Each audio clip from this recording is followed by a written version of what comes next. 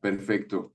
Bueno, pues estamos aquí el día de hoy, este, el 29 de noviembre, porque organizamos la compañera nueva del Comité de Organización del Colectivo Medicamentos para Mentes Libres, la psicóloga Naivi León, que es parte ya de este colectivo.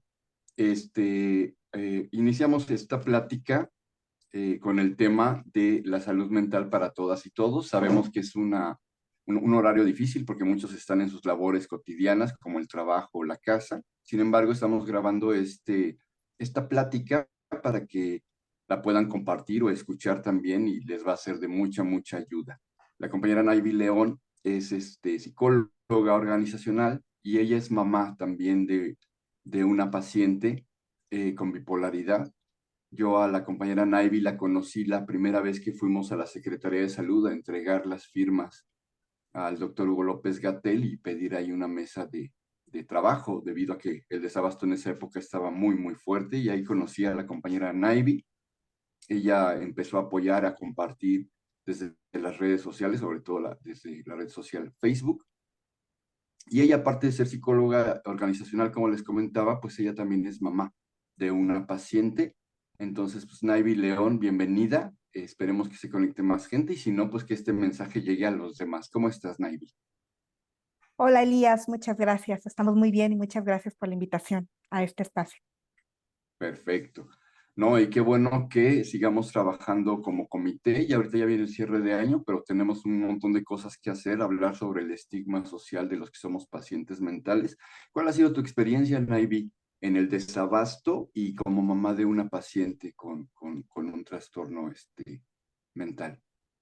Bien, pues mira, como bien lo dices, soy familiar de una paciente con bipolaridad eh, que hasta el momento, antes de la pandemia y antes del desabasto, ella estaba tomando carbonato de litio, que era el medicamento que la mantenía en estabilidad.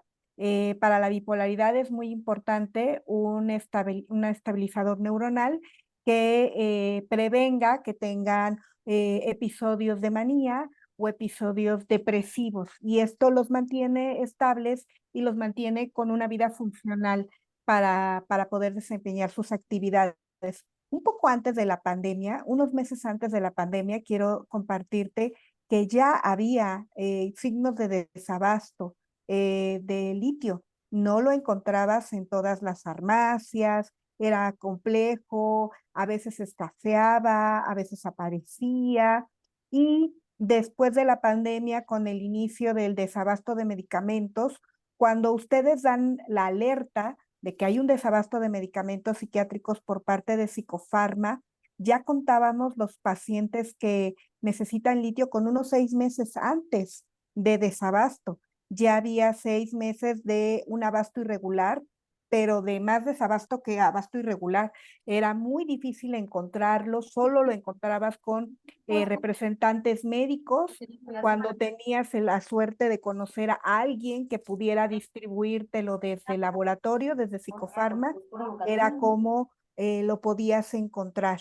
Mm, las dificultades al no contar con el medicamento fueron muchas, porque como ustedes saben, el medicamento psiquiátrico no es un medicamento que se pueda cambiar de la noche a la mañana, que puedas decir, hoy me tomo esto y mañana me puedo tomar otro medicamento en otra presentación, otra sal, otra dosis. Entonces, la opción que teníamos con mi familiar era cambiarlo a un antipsicótico, cosa que como familiar, la verdad es que yo tenía mucho miedo de empezar tratamientos con antipsicóticos por los efectos que esto pudiera tener en la vida de mi familiar, quien se encontraba estudiando. Entonces, pues empezamos a tratar de localizar. Mira, conseguimos hasta que nos trajeran litio de España. Afortunadamente conocemos personas de muy noble corazón que empezaron a movilizarse por donde podían, y conseguimos que nos trajeran una botella, 2 botellas de España, pero pues se nos acabó y ya no podíamos estar recurriendo a estas personas. Y entonces encontré una farmacia en Nuevo León que traía litio de Estados Unidos, pero obviamente era 3 veces más el precio que el litio, no, que la caja normal. y además siempre estábamos con la intranquilidad de no saber si verdaderamente le estábamos dando el medicamento a nuestra hija, porque el desabasto nos orilló a actos fuera de la norma, fuera de la regulación. Tuvimos que acceder al, digámoslo así, mercado negro de los medicamentos para la salud mental, y al acceder a eso, pues no tienes la seguridad que verdaderamente le estás dando el medicamento, que no es apócrifo, que cumple con todas las regulaciones. O sea, a mí me mandaban de Nuevo León el medicamento en una caja que decía vitaminas, porque obviamente es un medicamento controlado y no puede desplazarse de forma regular. Y yo le daba con mucho miedo esta medicina a mi hija. Yo sinceramente, además de los efectos estresantes de la pandemia que a ella le dañan en la patología que tiene, yo notaba como que el medicamento no tenía los mismos efectos que el litio normal. Ya después del desabasto y de todo lo que tuvimos que pasar para poder conseguir el medicamento, pues desafortunadamente la pandemia ya sabes que no solo tuvo impactos en la vida de la salud, sino también tuvo impactos en la vida económica.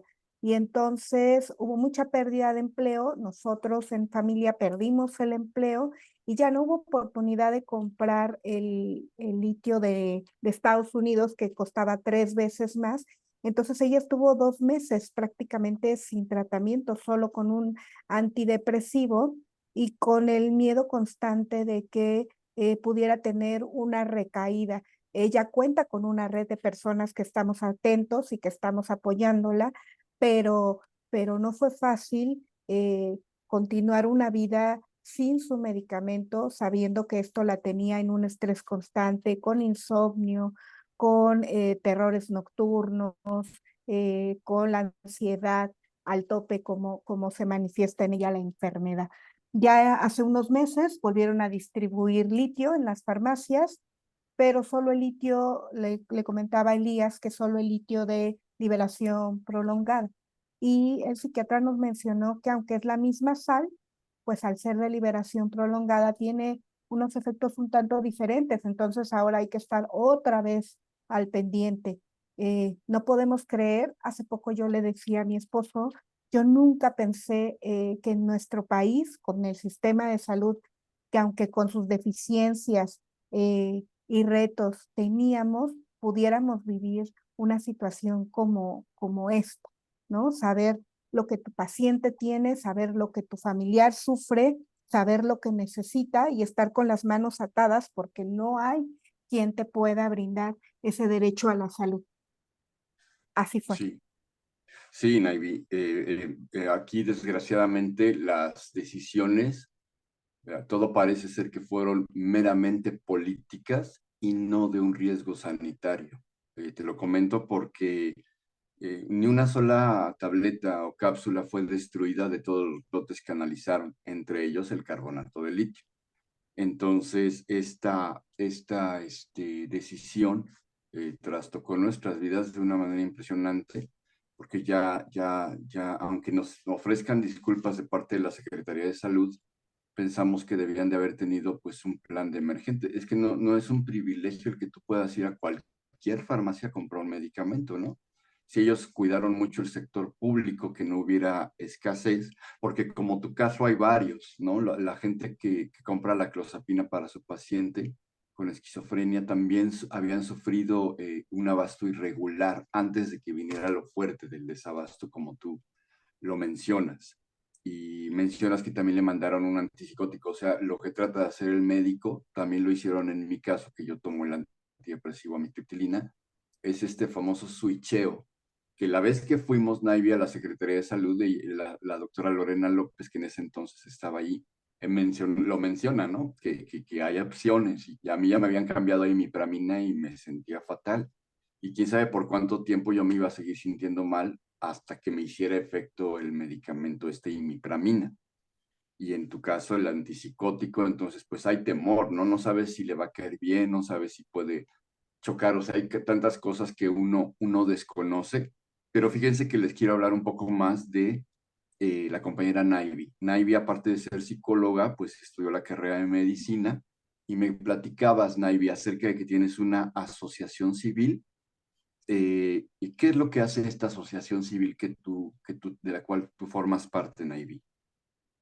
Mira, Elías, este año dimos de alta una asociación civil. Nuestra asociación civil se llama Cambio Sostenible. Nosotros fortalecemos la creación de espacios pacíficos en la comunidad, en las escuelas, en las empresas, a través de formaciones, de cursos, talleres y también a partir del diseño de proyectos de intervención.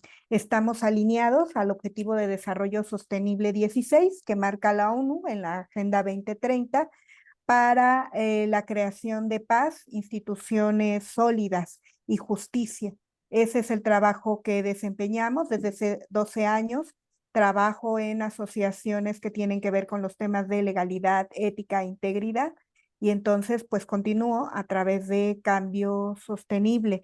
Somos especialistas en empoderamiento comunitario, participación ciudadana, como ya te había mencionado, cultura de la legalidad, construcción de paz y derechos humanos.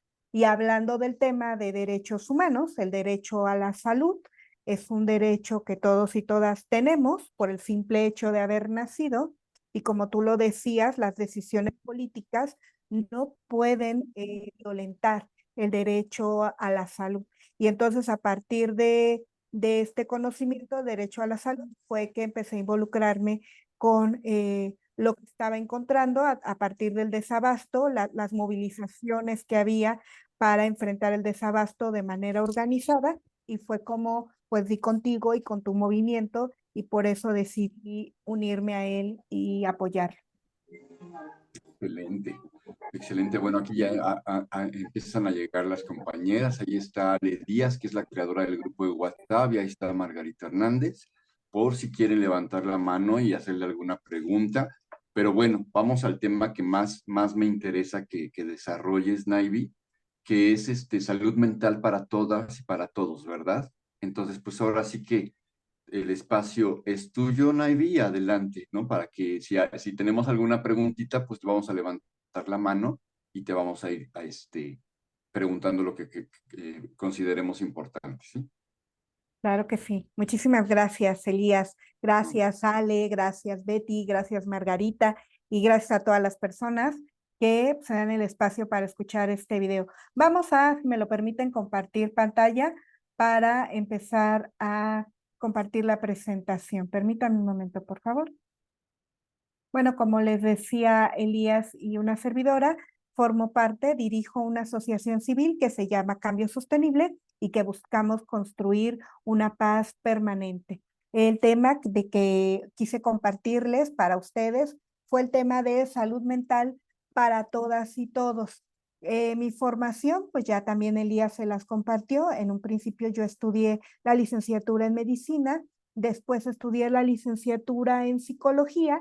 Entonces, desde ahí es que abordaré los temas, y también desde este estudio que he tenido a lo largo de 12 años en los temas de derechos humanos, vamos a ir hablando. El objetivo de esta presentación que les voy a hacer es que reflexionemos juntas y juntas cuál es la relevancia del cuidado de la salud mental, porque es importante cuidar la salud mental, quiénes son los actores involucrados en el cuidado de la salud mental para que todas las personas gocemos de la vida digna que merecemos, ¿ok? Y lo he dividido en 3 grandes momentos.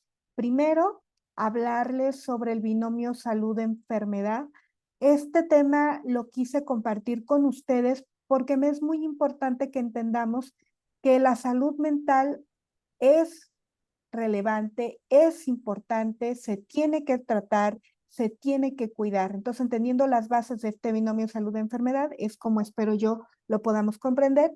Después hablaremos sobre, a grandes rasgos, qué implicaciones tiene la salud mental, para concluir con el análisis que haremos sobre el sistema de salud mental en México, la situación que vivimos y las situaciones que hemos vivido como pacientes o familiares que no podemos permitir seguir viviendo, y por lo tanto es importante que haya movimientos y agrupaciones como esta. Bien, si en algún momento ustedes tienen alguna pregunta que hacer, por supuesto la pueden hacer, y estaremos ahí a la orden, ¿vale? Va. Vamos a empezar con el tema de binomio salud-enfermedad. Brevemente, seguramente ustedes en algún momento han escuchado, visto o leído que la Organización Mundial de la Salud, entre sus primeras acciones, es la de conceptualizar todo lo que tiene que ver con los temas de salud. Todo lo que pasa por la Organización Mundial de Salud tiene que tener un concepto y esos conceptos son los más aceptados mundialmente. ¿Qué entendemos por salud? Bueno, la salud es un estado completo de bienestar físico, mental y social. Aquí vemos desde la definición cómo la salud mental importa, porque forma parte de esta estructura del concepto de salud al hablar de estado completo de bienestar. Todo tiene que estar en bienestar para que consideramos que una persona tiene salud, su esfera física, mental y social. No solamente es la ausencia de afecciones o enfermedades. Entendámoslo así. No significa que yo no tengo un virus en mi cuerpo para decir que estoy sana. Si yo tengo una afectación mental, entonces no estoy sana. Yo también tengo una enfermedad. Si en mi comunidad hay violencia, por ejemplo, hablando de afectaciones sociales, entonces no tenemos salud. Estamos viviendo en estados de no complete o no de bienestar no completos, ¿ok? Entonces, es importante que entendamos este concepto. Es el estado de completo bienestar físico, mental y social. Obviamente, este concepto es aspiracional porque somos sistemas vivos y es muy difícil a lo largo de nuestra vida que tengamos o que vivamos en un estado completo de bienestar físico, mental y social.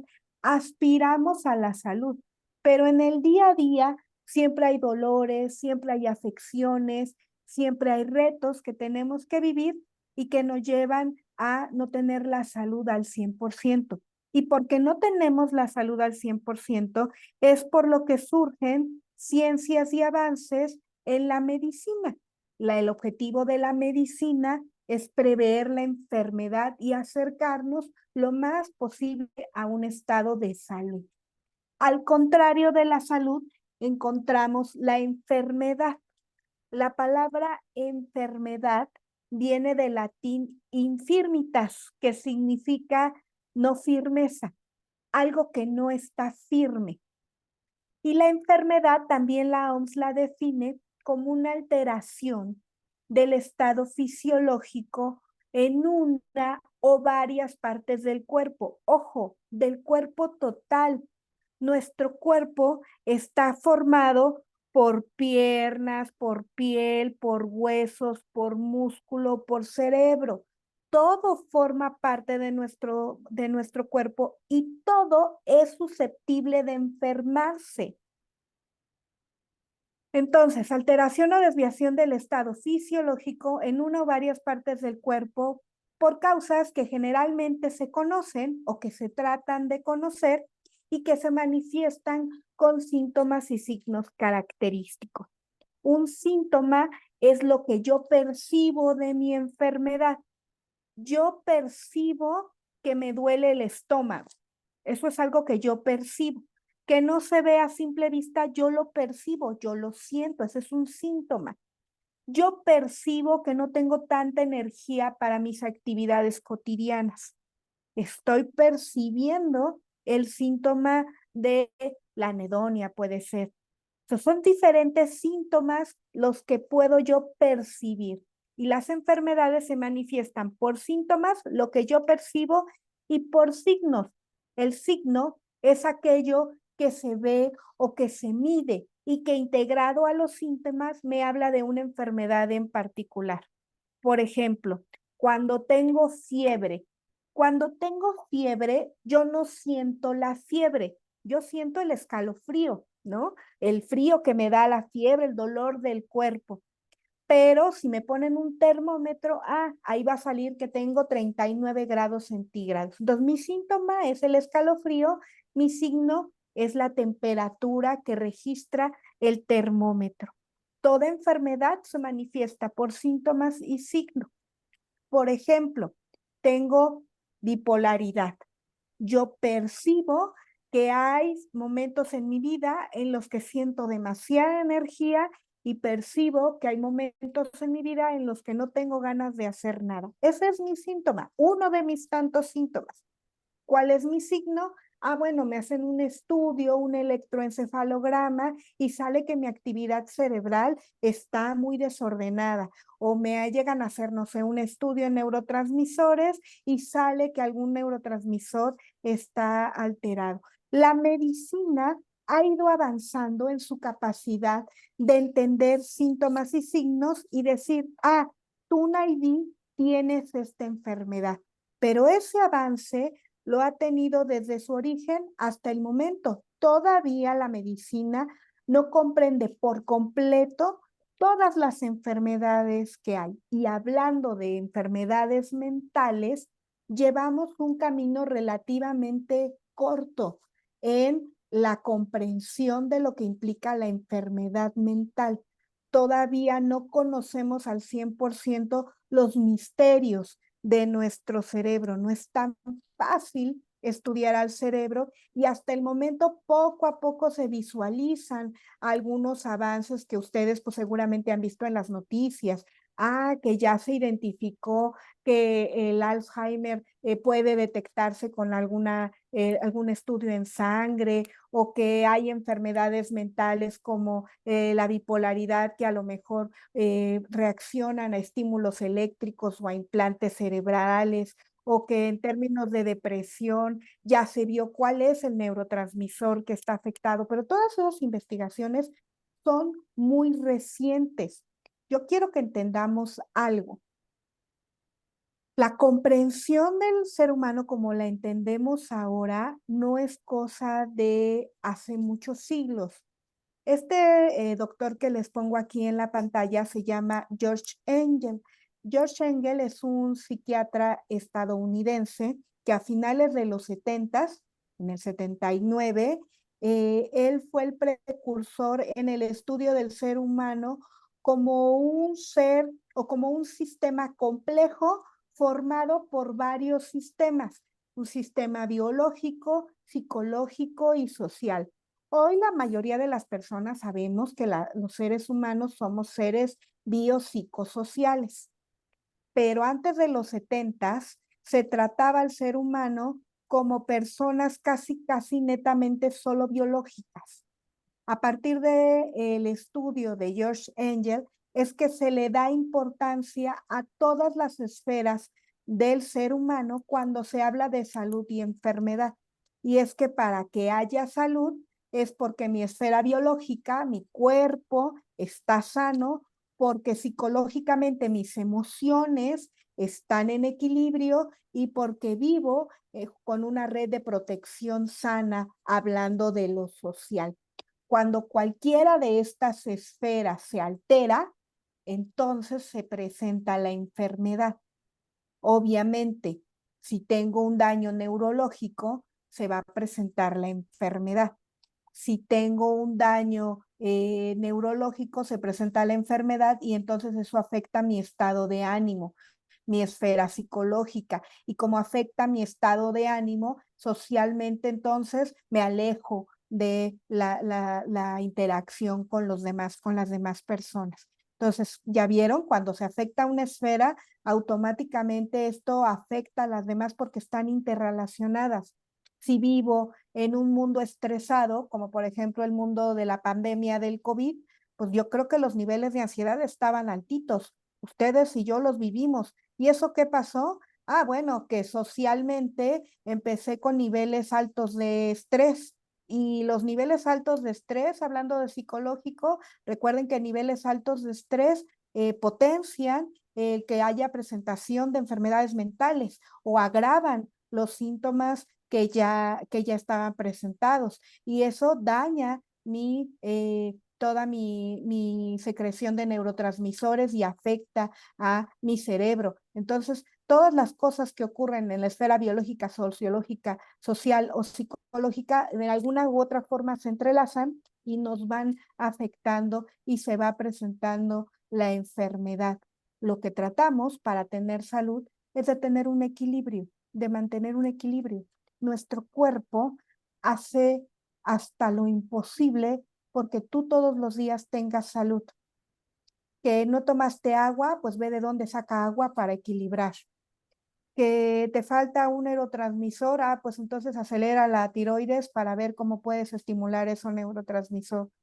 Que comiste muy irritante, pues entonces ve cómo saca mucho ácido clorhídrico, pero lo detiene tantito para no afectar más tu estómago. Todos los días nuestro cuerpo tiene una batalla impresionante por mantenernos en equilibrio y acercarnos a este estado de completo bienestar, pero pues no siempre se da y hay veces que pierde esa batalla y se presenta la enfermedad. Y para eso está la ciencia, para llevarnos a proteger y a cuidar de la salud. Entonces, si entendimos estas tres esferas, podemos entender, uno, que no solo somos cuerpo, también somos psique y somos sociedad.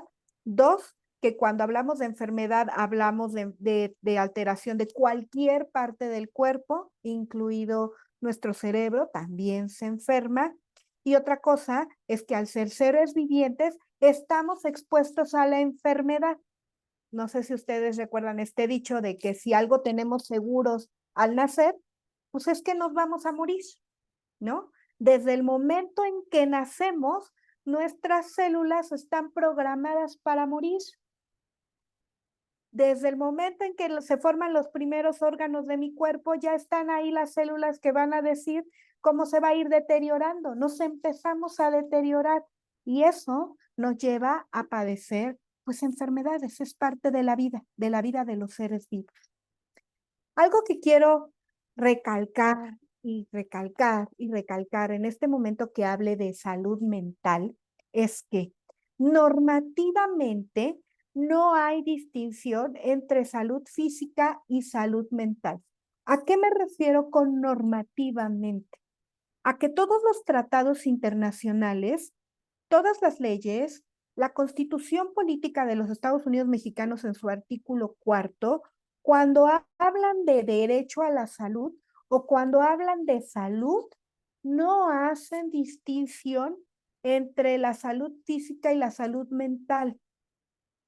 Es igual de importante, es igual de urgente, es igual de alarmante que no haya salud física y que no haya salud mental.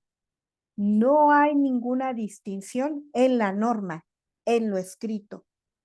Pero ustedes y yo sabemos que una cosa es lo que está escrito y otra cosa es la realidad que vivimos. Pero nuestro país está normado por leyes que no solo son de nuestro país. Ustedes saben que desde el 2011 en nuestro país cambió la dinámica legal. Ya, ¿se acuerdan que en la primaria nos decían cuál era la principal ley que nos regulaba? ¿Se acuerdan cuando teníamos civismo? Bueno, los que están de mi edad, que tuvimos civismo en quinto de primaria, nos decían, ¿cuál es la principal ley que regula al país? Y decíamos, la Constitución Política de los Estados Unidos Mexicanos. Eso ya no es así. A partir del 2011, tratados internacionales se emparejaron en orden de importancia. No quiere decir que sustituyen a la Constitución, sino quiere decir que también importan tratados internacionales, la Declaración Universal de Derechos Humanos. Tanto importan que en el 2011 hubo modificaciones importantes a los primeros 23 artículos de la Constitución Política de los Estados Unidos Mexicanos. En nuestro país no solo es la Constitución, sino todos los tratados internacionales y además el Estado está obligado a velar por todos y cada uno de los derechos, entre ellos el derecho a la salud. Entonces, quisiera que nos quedara, pero bien claro a todas y todas, esta parte de que no hay distinción entre la importancia de la salud física y la salud mental.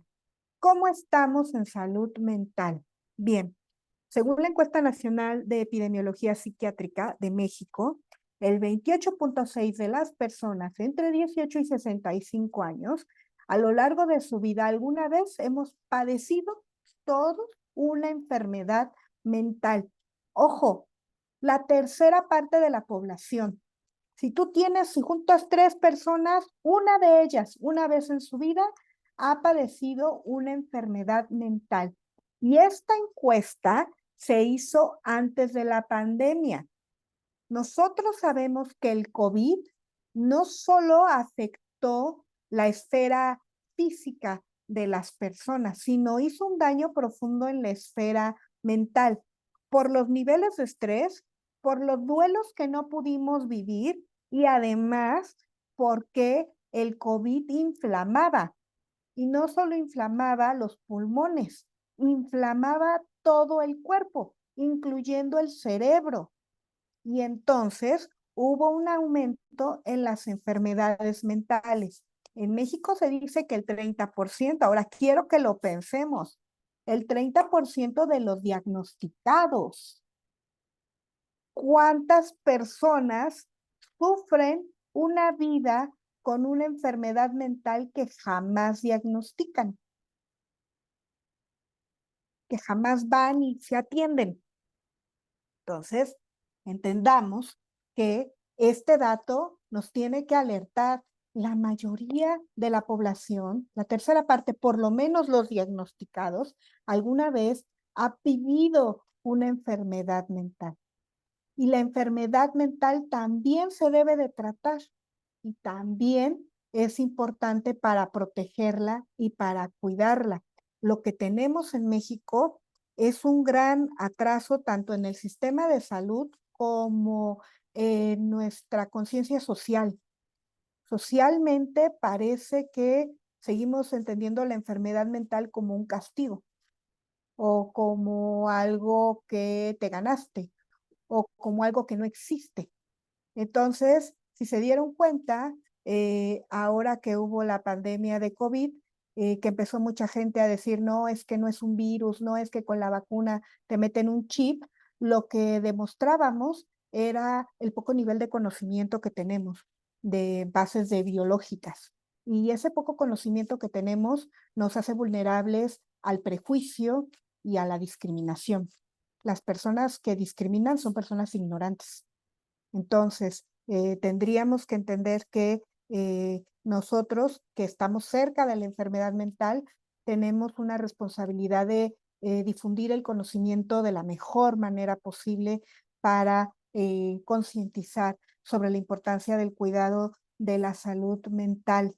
De verdad, he tenido la oportunidad de estar en países donde el chip de la salud mental es otro muy diferente y a mí me gustaría que todos y todas en México pudiéramos disfrutar de esa nueva forma de cuidar de salud mental. Hace poco estuve en Barcelona y en Barcelona estuvimos buscando un médico que atendiera bipolaridad en adolescentes, porque resulta que aquí en México hubo psiquiatras que me decían, no, es que la bipolaridad en adolescentes no existe, ¿no? Eso solo es en adultos. Y entonces eran médicos, ¿ok? Entonces la ignorancia la podemos encontrar en muchos niveles. Entonces pudimos ir allá y lo que veíamos en las noticias de Barcelona era, hay programas escolares para que los maestros tengan una guía y detecten signos de psicosis en la secundaria. Fíjense, o sea, que ellos puedan detectar, este es un signo, esto es algo que me habla de conducta psicótica, no hay que ponerle una letra escarlata, no hay que estigmatizarlo, no hay que burlarnos, no, hay que derivarlo a salud mental. Yo decía, qué maravilloso. ¿Se imaginan que en nuestras escuelas mexicanas los maestros tuvieran la capacidad de detectar cuando hay estos signos? No tendríamos cosas como las que sucedieron en Teotihuacán con esta niña que asesinó a pedradas a una compañera. Si eso se hubiera visto con anticipación, si hubiéramos detectado esos problemas en salud mental. Por ejemplo, hablándoles brevemente, de la enfermedad que a la que estoy más cercana, la bipolaridad en México, la edad promedio de diagnóstico de la bipolaridad en México es de 43, 45 años. ¿Ya para qué? Bueno, siempre es importante tener el diagnóstico, pero a esa edad ya la persona a la que se le diagnosticó ya trae problemas de adicciones, ya trae divorcios, ya trae pérdidas de trabajo, ya trae vidas destrozadas. O sea que la vida se te debe de destrozar antes de tener un diagnóstico y un tratamiento. Tienes que estar a punto de suicidarte para que las personas entiendan. Tampoco atendemos la salud mental en nuestro país, que la segunda causa de muertes entre niños de 10 y 18 años sigue siendo el suicidio. Entonces, aquí hay un problema. Uno, que nosotros no cuidamos de nuestra salud, y dos, que el sistema de salud en México no está haciendo lo que tiene que hacer en materia de prevención de enfermedades. Y de eso también les voy a platicar con brevedad. El sistema de salud mental en México está integrado por hospitales de primer, de segundo, de tercer nivel, y también está integrado por las autoridades cuya responsabilidad se supone es velar por la salud de todos y todas. Hablando del sistema de salud mental en México, regreso a la idea de que se supone que normativamente no hay distinción entre la salud física y la salud mental. Algo que te tengo que decir es que en nuestro país, de las personas que hemos sido diagnosticadas con alguna enfermedad mental, a mí en la pandemia se me diagnosticó síndrome de estrés postraumático. Viví 40 años de mi vida pensando que todo el mundo me iba a abandonar, ¿no? Y llorando cada vez que mi esposo salía al trabajo porque es que ya se iba a ir con otra y me iba a dejar, hasta que una psicóloga que estudió medicina, fíjense hasta dónde llegamos, no fue capaz de diagnosticarse ella misma. Y entonces tuve que ser sometida a un tratamiento psicológico y ahí fue que tuve el diagnóstico. Pero como yo, hay cuántas personas que no están recibiendo tratamiento para sus afectaciones. De todos los enfermos mentales, de esta tercera parte de la población diagnosticada, 1 de cada 5 no recibe tratamiento. Y esto es antes del desabasto, ¿eh? Ahora imagínense cómo estamos si hiciéramos esta medición después del desabasto de medicamentos psiquiátricos y neurológicos. Hay una baja disponibilidad de tratamientos para la salud mental. Ustedes lo viven y sus familiares lo viven. Cuando se va un laboratorio como Psicofarma, se nos destruye el mundo, porque solo es un laboratorio el que distribuye un medicamento y nadie más lo distribuye. Y si el laboratorio cierra, se cae toda la producción de medicamentos. Y como saben, en términos de salud mental, el medicamento psiquiátrico no es una pastilla, como les dije, que se puede intercambiar, lo que decía Elías, que se pueda switchar fácilmente. El medicamento neurológico y psiquiátrico es un medicamento que tarda en impregnarse en el sistema neurológico. Es decir, te tomas la pastilla y no ya te sientes feliz. No, te tomas la pastilla y pasa un tiempo, y un tiempo a veces de semanas, para que tu cerebro se impregne de la sustancia que te estás tomando. Y entonces, pues, de aquí a que se impregna y el cerebro dice, sí, esto es lo que me hace falta, después que te quiten el medicamento, pues no es tan fácil volver a buscar ni la sal ni la dosis que era adecuada para ti. La baja disponibilidad de tratamientos para la salud mental puede darse o porque las personas no quieren ir a tratarse, porque les da miedo tener el diagnóstico de tienes una enfermedad mental, se acabó, o porque los niveles primarios y secundarios, el nivel primero y 2 del sistema de salud, las clínicas de primer nivel y de segundo nivel, no cuentan con los tratamientos necesarios para atenderte. Hay una estrecha relación entre problemas de salud mental y niveles altos de pobreza. ¿Por qué? Porque la enfermedad mental no tratada o tratada no adecuadamente te lleva a una discapacidad psicosocial, ¿sí? No te permite hacer tu vida socialmente de la forma en la que podrías hacerlo si tu enfermedad fuera tratada. Y entonces no vas al trabajo, y entonces te despiden, y entonces tienes problemas sociales, y entonces te involucras con pleitos, te involucras con toma de sustancias ilegales, etcétera, etcétera, etcétera, y eso también va dañando tu sistema y te va vulnerando hacia que vivas un nivel alto de pobreza. Entonces eres doblemente o triplemente discriminado por tu salud mental, por tus antecedentes penales, por ser un paciente con adicciones y por ser un paciente con pobreza, viviendo en la pobreza. ¿Vale? Hay una insuficiente y desproporcionada asignación presupuestal a la salud mental. Menos del 10%. Bueno, primero, hay muy poquito destinado para la salud, en general, en el sistema de salud en el país. Y de ese poquito que se le da al sistema de salud, menos del 10% es asignado a la salud mental. No es posible que en nuestro país las únicas opciones que tengamos para correr cuando estamos afectados de nuestra salud mental sea el Instituto Nacional de Psiquiatría o el Fray Bernardino y párale de contar. Y entonces, ¿tú crees que esos dos hospitales son lo suficiente para tratar a todas las personas que ya te dije, en algún momento de nuestra vida vivimos una enfermedad mental? Por supuesto que no es suficiente. Y luego se han tomado decisiones, pues yo creo que ni políticas, se han tomado decisiones con el estómago más que con el cerebro. Y las decisiones que se han tomado afectan aún más nuestro deteriorado sistema de salud mental. Tampoco les importó que nos tuvieron más de 2 años, o por lo menos al litio, pero nos tuvieron todo el tiempo que nos tuvieron sin medicamento. No es relevante para el sistema de salud, la salud mental, y se nos demostró, y se nos sigue demostrando, ¿no? Porque en el momento en que se les vuelve a ocurrir cerrar Psicofarma o castigar a Psicofarma, otra vez vamos a pasar por lo mismo.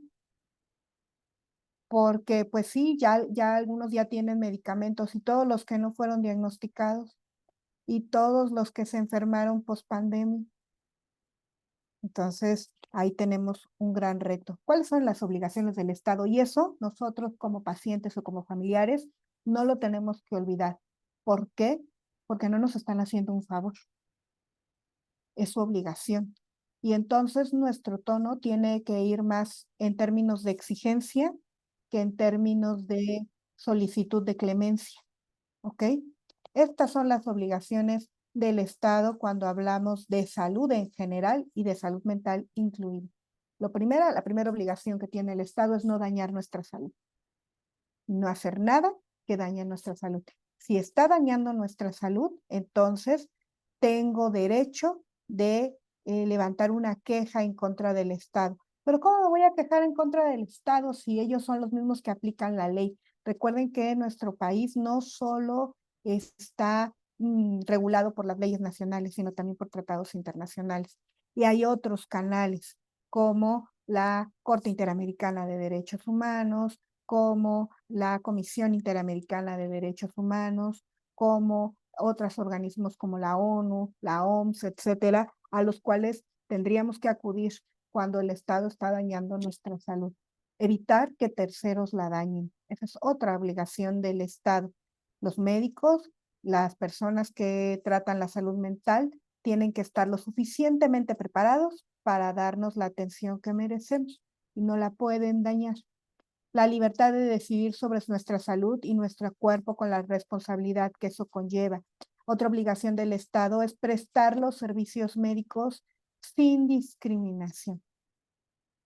No es hacer caras cuando llega el paciente con depresión, no es hacer caras cuando llega el paciente con esquizofrenia, no es tratarte mal porque eres el paciente con bipolaridad, no es estarte diciendo que te estás haciendo y que lo que no quieres es trabajar cuando no tienes la energía para hacerlo. Y entonces tenemos que estar muy sensibles y visiblemente atentos a que no se nos trate, a que no se trate con discriminación de ningún tipo. Uno, no es nuestra culpa tener una enfermedad mental. Dos, no es un castigo tener una enfermedad mental, es un órgano enfermo y se trata y punto. Lo que sigue, garantizar el acceso a servicios de calidad.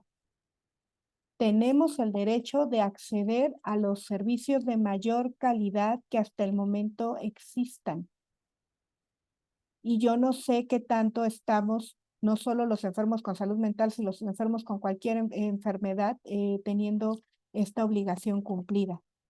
Y que haya disponibilidad de servicios, que las personas podamos contar con disponibilidad. Cuando hablo de disponibilidad de servicios, hablo de suficiencia. ¿Suficiencia en qué? En tratamientos y medicamentos. Estos tienen que ser suficientes. Es una obligación del Estado y eso está dentro de la Ley General de Salud. La suficiencia de tratamientos y medicamentos tiene que ver con la cantidad, que haya suficientes para todos, con la distribución geográfica, que no solo haya en Ciudad de México, sino que también haya en Chiapas, en Oaxaca, en Mérida, con para toda la población, no solo para los de zona urbana, también para las dos desde zona rural, con todos los recursos. Tendríamos que estar quejándonos del poco presupuesto que se le da a la salud mental. Entonces, no nos puede volver a ocurrir esto. Yo sé que ahorita estamos todos como más aliviados de que ya tenemos el medicamento, ya por fin encontré el litio, ya por fin está el Adepsique, pero eso no nos tiene por qué decir, bueno, ya se acabó, cerremos la página.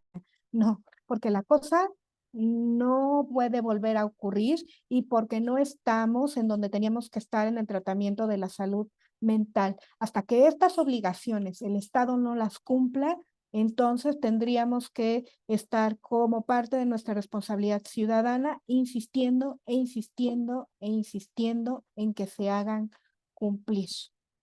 ¿Ok? Pues este es el tema que les quería compartir. Ahí está mi nombre, Beatriz Nevi León Ramos, y el de mi esposo, que también forma parte de Cambio Sostenible, y nos pueden encontrar en Facebook, en Instagram, donde me muevo más es en Facebook, como decía Elías. Muchísimas gracias. Ay, Naivi, excelente presentación, muy, muy buena presentación, ya que de una manera magistral abordas toda la problemática. Yo estaba anotando muchas cosas. Recuerden que pueden levantar su mano si quieren hacer un comentario o alguna pregunta a la compañera Naivi.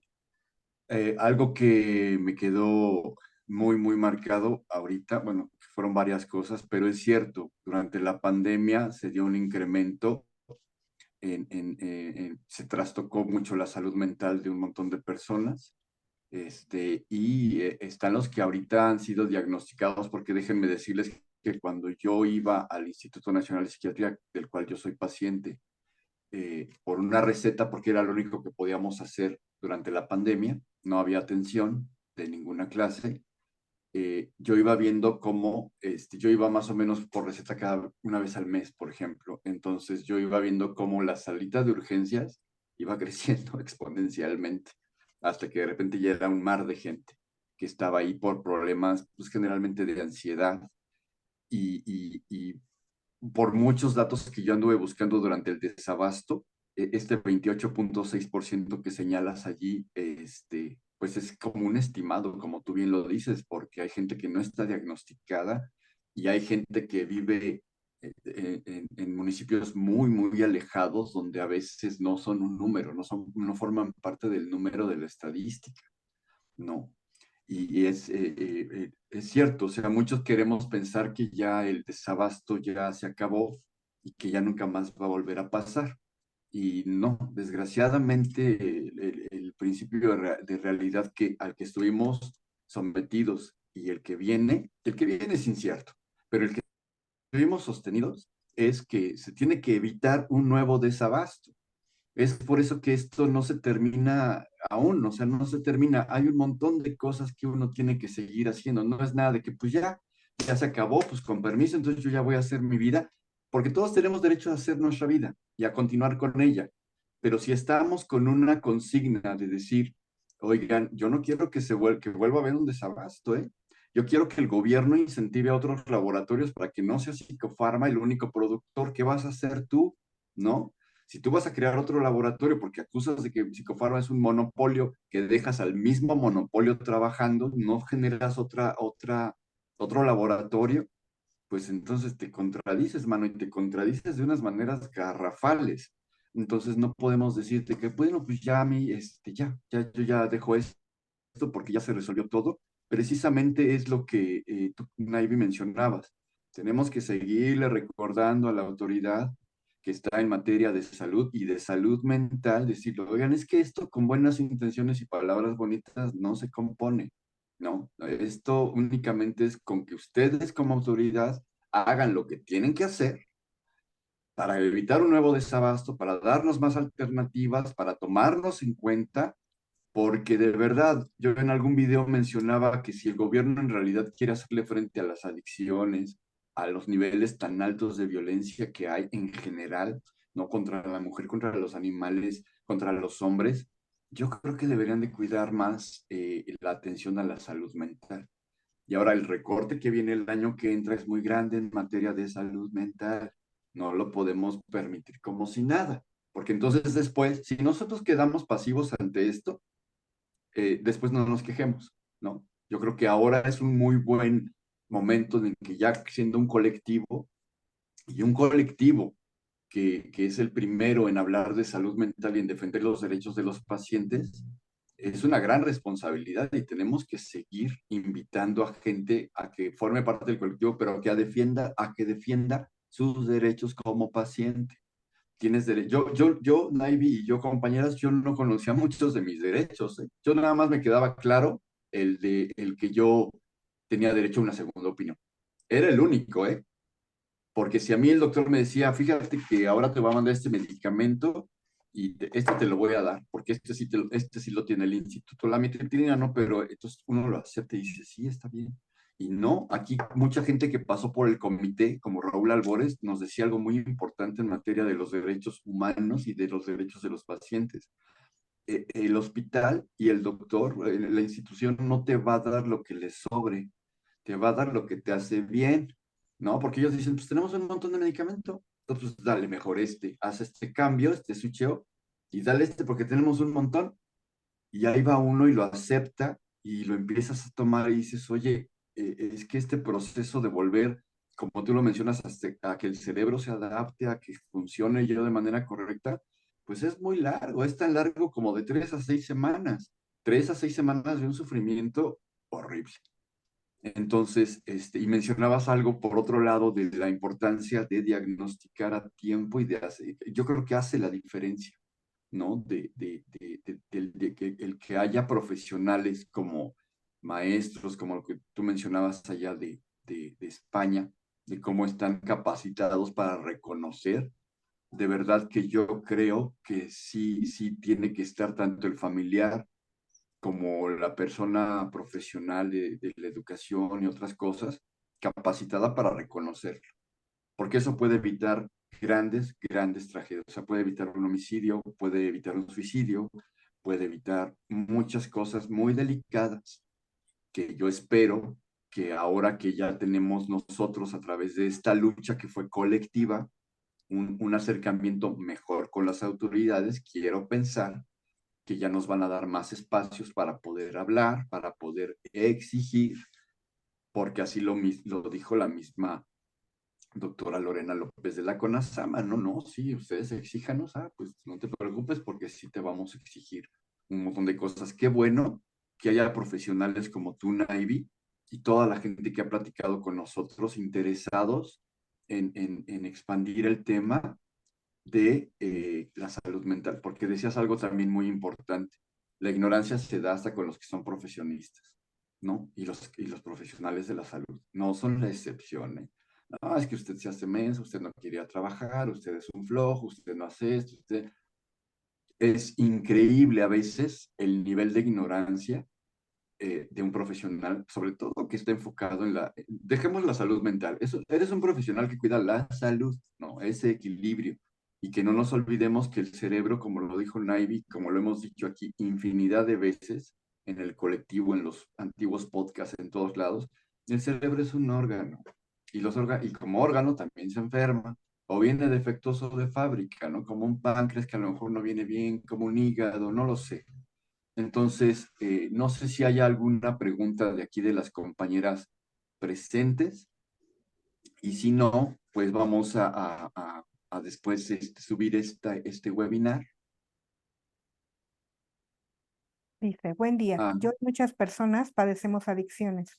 Vamos a reuniones de autoayuda, muy pocos estamos medicados y los que no han resuelto algunos cánceres, depresiones con el método de autoayuda. La psicología funciona, el método es ayudar a otros, mudar de pensamiento y espiritualidad.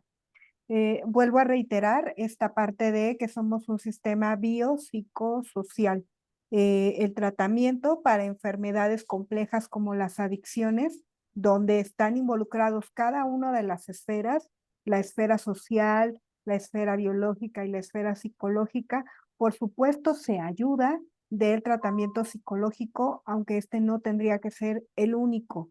En una enfermedad como las adicciones se tienen que tratar todas las esferas, la biológica a través de medicamentos, la psicológica a través de las terapias que podamos asistir y la social a través de programas efectivos para atender al paciente con adicción y del tratamiento a la familia, porque recuerden que en el tiempo de en el tratamiento de las adicciones, la coadicción o lo que la familia provoca dentro del paciente también es importante que hay que tratar.